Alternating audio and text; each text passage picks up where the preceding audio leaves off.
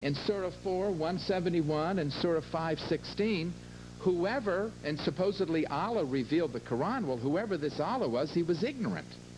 Again, for a being to be God, he has to be omniscient. He says that the Trinity is the Father, the Mother, the Son, and that Mary is the second person of the Trinity. I have never met a Christian. There are Christians here tonight. Are there any Christians here who believe that Mary's the second person of the Trinity? Please raise your hand. The same thing when the Quran says that the Jews believe that Ezra is the Messiah. I have asked noted rabbis, and they said that's a lie. The Quran is an error. So if Allah gave that, he's an ignorant God. He doesn't know what Christians believe. He doesn't even know what Jews believe. Well, that can't be the true God. And then the paradise that is revealed, oy vey, the paradise, is a paradise for someone from San Francisco or someplace like this. I mean, I'm being honest. As I read in the book 99 Names for God by Judith Miller, you can go buy it any mall. She quotes from the leading Egyptian cleric, the guy who's the numero uno preacher. And he says that in paradise we will have eternal erections and young boys with necklaces and rings that we can enjoy. And she's horrified. This is a correspondence for the New York Times. And I look at this wine, and you can't have wine here, there are going to be rivers of it. And these houris, from which I now know the word whore came from, but they're all virgins, chained.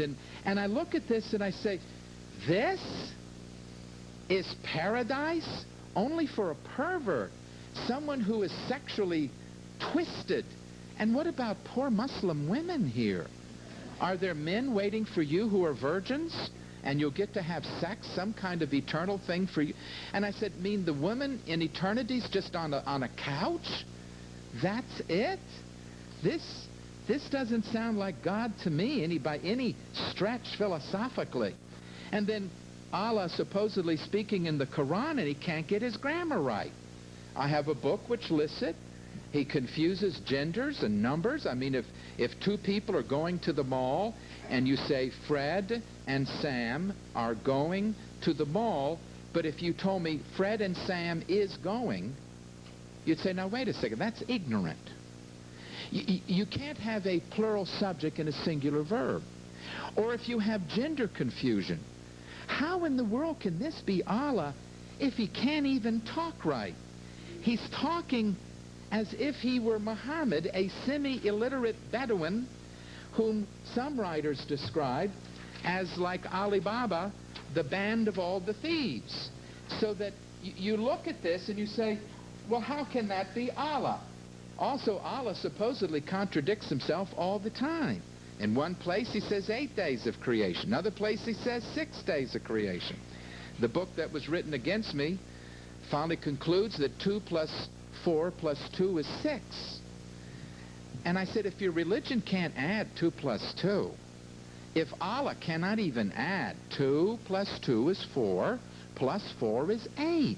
Now, 8 is not 6, 6 is not... Well, then what type of God is this? It can't even add. And then this God, Allah, makes all these wild scientific errors. They look for the sun, and it went down sizzling in a muddy pond and all of that business. And, oh, I don't find that to be very instructive. This God is very ignorant. People turning into apes and all sorts of wild things. Or this God, Allah, made historical errors. He talks about Samaritans when there was no Samaria. It's like you look in the Bible, if we picked it up and it said, and Jesus went to get some Kentucky Fried Chicken, and he told the American to get his Visa card. You'd say, well, the Bible's a crock. Well, how can the Quran make all these historical errors about the Samaritans and about Alexander Great and error after error that have been documented? Well, this Allah isn't doing too good. He really doesn't even remember history. And then this Allah, too, was mistaken when he said that he sent down the Quran in pure Arabic. I read it, and Muslims told me, of course they were lay people, lay Muslims. They said, oh, it's in pure Arabic, Dr. Morey, no variant readings. Then I talked to the Muslim scholars like Dr. Badawi and people like that, and they said, well, no, there are foreign words. About 125 foreign words, Persian and Greek, and So it's not in Arabic. And when I read, behold, we have sent it down in Arabic, either he did or he didn't. So if that's a fraud, then evidently he goofed. Why would we say that Allah is God if he said one thing and turned around and abrogated it, such as the satanic verses? Put something in the Quran, take it out. In the Meccan Qurans, you would view me as a nice guy, people of the book, we'd all sing together, we are the Lord's, and all this. Then you get to the Medina, and it's kill them, crucify them, off with their heads, like the Queen of Hearts. So the other night, people saying, we're going to kill you. Hey, what type of God are you worshiping that you run around and do things like that? That doesn't sound like God to me. Thus, you see, the attributes of this Allah as revealed in his Quran, just philosophically, I don't think approach the concept of the quintessence of morality and virtue and truthfulness and love. Where's love? In the name of love, I kill you? I don't find that.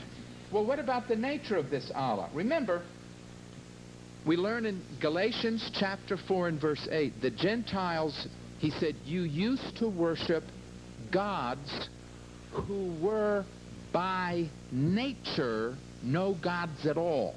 You see, you must have a God by nature, not just called a God. Well, they tell me, that they worship the God of Abraham, Isaac, and Jacob, and of Jesus, and of the apostles, and in other words, the God of Islam will be the God of the Bible. Now, they get very funny, and I say, which Bible? And they say, well, whatever one, it's not the one you have.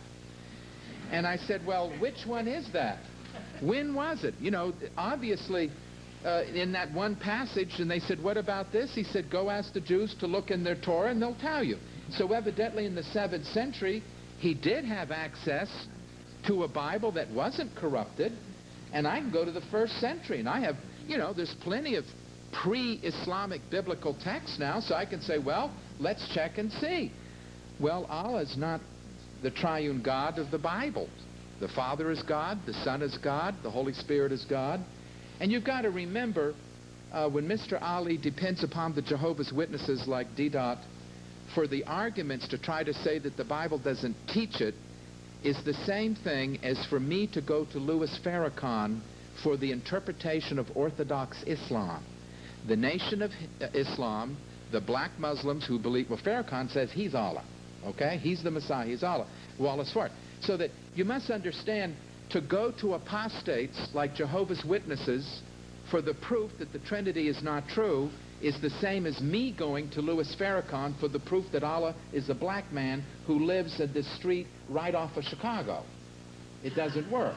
Allah is not the triune God of the Bible. Allah never became incarnate for us. We have no idea. He's an abstract being. He's distant. He never became man. He's not a savior. Never died for us. Does no redemption. You got to rock and roll on your own, baby. Row, row, row. Pray, pray, pray. Work your way to heaven. Put the oars, and if you don't work enough, well, there's the fire waiting for you. Now, according to the New Testament, 1 John chapter 2 and verse 22, he said, this is the Antichrist, the one who denies the Father and the Son. And then in case you don't get it, and he was the apostle of love, so this was very loving, whoever denies the Son does not have the Father. The one who confesses the Son has the Father. And I pick up the Quran, and the Allah of the Quran says, I don't have a son. I deny that Jesus is the Son of God. Then, according to this verse, Allah is the Antichrist. I mean, this is the New Testament, not me. I didn't write it. Don't need to blame me. Lastly, let's talk a little bit about the word Allah. I do personally feel that it is perhaps not an appropriate word that we should use unless you view it as a generic term like the English word God. Now let me explain to you Linguistics 101. A generic term means an empty word devoid of any meaning. So you have a box and it have the word God, and you can put anything in there you want. A stuffed animal, that's God. Louis Farrakhan, that's God. If you say the word Allah is purely generic, and Louis Farrakhan has the right to say, I, Louis Farrakhan, I am Allah, and you have no problem with that, well, then I guess you can use it for whatever you want. But I'm finding most of my Muslim friends do not like the idea when Louis Farrakhan and other people use the word Allah. I mean, after all, with the Hindus, I have yet to meet a Muslim who says, well, I have no problem when the Hindus would say Kali is Allah, Shiva is Allah. Do you refer to Allah Shiva? Allah Krishna? You know, you can't have a double standard here. You have to say, well, maybe we shouldn't have this as a generic term. And thus I find a little bit of schizophrenia among Muslims. One side, they say it's a generic term. 2 minutes. The other side, it isn't a generic term. I wish they would make up their mind. I mean, what are you going to do? The missionaries, perhaps they made a mistake. I'm willing to admit that. Hey, nobody's perfect. Even I make mistakes. So if he proves to you tonight, Dr. Morey on page 5 made a mistake, so what? I can document dozens of mistakes from him. They didn't prove anything. But what you must see is that if you're going to say Allah can be applied to Hinduism, to Buddhism, to Taoism, then you really run into problems. What you perhaps should say is that if the God of Christians is the same God as Muslims, then why do they kill Christians as infidels? Why do they view them as infidel? Why do they burn the churches? Why in Malaysia it's illegal for Christians to use Allah, according to the news reports? Well, you see, it all goes back to this generic thing that Allah had three daughters. I don't know which one was Daddy's girl. Some people say it was Alat, which is the feminine form. But you see, you have this whole problem that the rituals connected with this pagan high god have been swung over into Islam. And I just simply look at this and I say, look, if Islam adopted one of the titles, shortened to Allah, the rituals, the crescent moon symbol, it's their people. Did I invent the crescent moon symbol? Does it sit on the mosques? Sits on the mosque. I got photos of it. I didn't invent it. It's there for some reason. And then denied that his wife, it simply moved it on over. The God of Islam looked at it philosophically in terms of attributes, in terms of nature. That's more important than fighting over the etiology. And of course, I've already proven, and he's admitted, that originally in southern Arabia it did refer to the moon god. Hey, let's get it straight. But that doesn't mean anything. That's right. Time is up. I will simply submit Allah is a false god. Thank you, Dr. Morey.